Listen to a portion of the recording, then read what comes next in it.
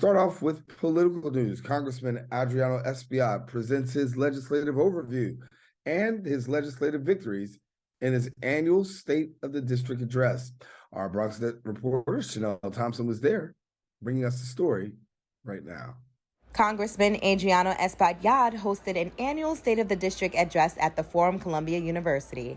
Espaillat discussed his ongoing efforts to move the district forward, and the topics that were discussed was his 2nd Avenue Subway Phase 2 plan, community project fundings, and much more. I had the opportunity to speak with the congressman about today's event. Well, this is my State of the District, of course, and I want to give my constituent a report of what we accomplished last year.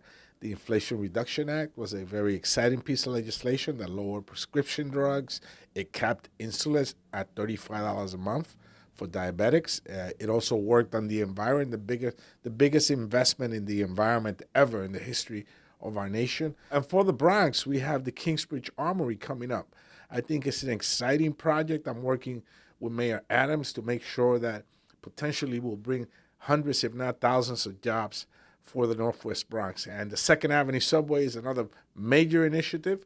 It will transport 300,000 New Yorkers, and it will connect Harlem and East Harlem to the rest of the world. Head coordinator of the event, Director of Social Services for the Northern Manhattan Improvement Corporation, Maria Lazaro, tells us the importance of this meeting.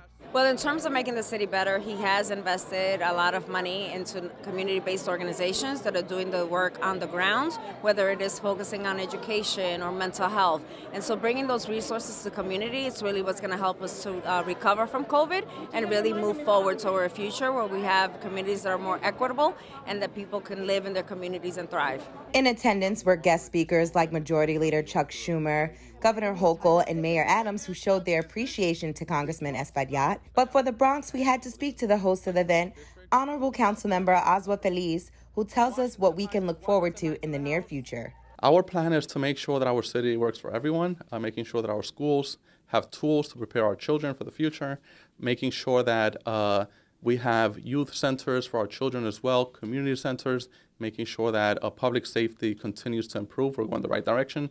And just making sure that, this is a city that works for everybody. For more information on how you can be informed about upcoming events for Congressman Adriano Espaillat, you can visit his website at www.espaillat.house.gov. Reporting for BronxNet, Chanel Thompson.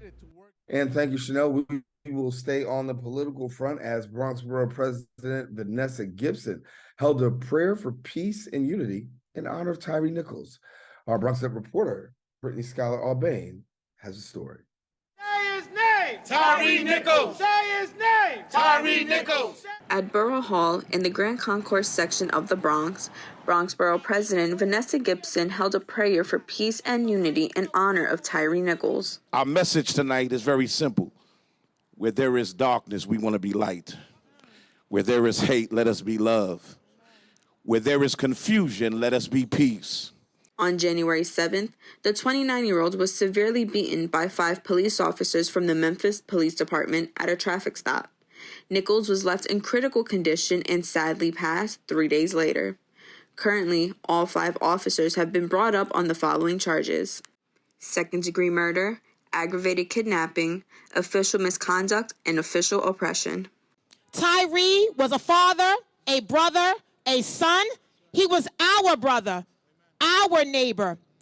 Recently, the Memphis Police Department released the body cam footage depicting the assault, which has sparked outrage all over the nation. We have seen far too many videos of our people assaulted, brutalized, disrespected, and killed at the hands of police violence, street violence, and gun violence.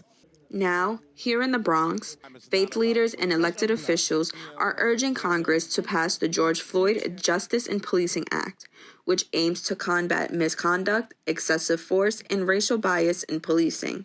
They hope that this act will put an end to the tragic deaths caused by police violence, because Bronxites fear that one day it will be their family member who was brutalized.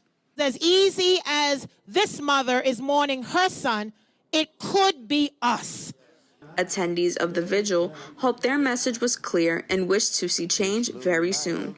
Reporting for BronxNet, Brittany Schuyler-Albane.